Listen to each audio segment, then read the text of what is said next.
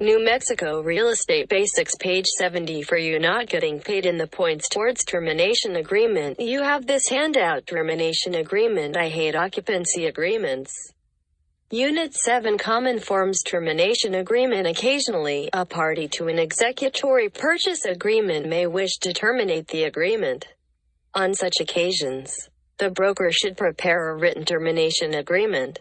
Termination agreements are considered amendments because they amend the original agreement between the parties. CRANM Form 5105. Like other amendments, title language is necessary.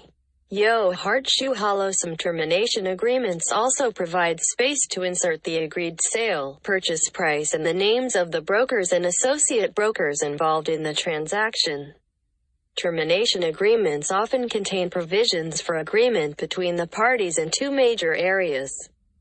I provisions to terminate the purchase agreement. I provisions for the disbursement of the earnest deposit. Provisions to terminate. The provisions to terminate found in many termination agreements contain preprinted verbiage that, when accepted by all parties, declares the original purchase agreement null and void and relieves all parties, including brokers, from further obligation and responsibility.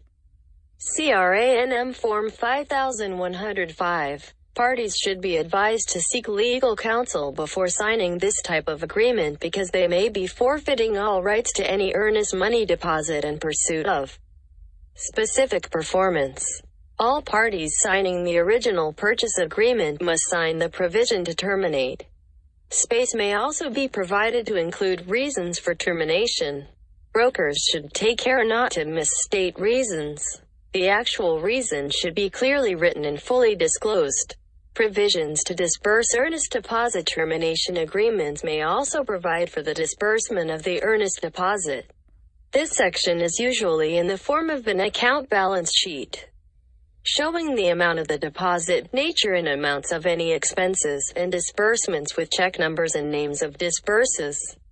When enumerating expenses, the broker should include the amounts that will be paid to the seller and retained by the purchaser. Termination agreements are contractual in nature and must be signed by all parties to the original purchase agreement. CRANM Form 5105B. Copies of the termination agreement must be given to all parties signing it at the time they sign. The original should be attached to the original purchase agreement.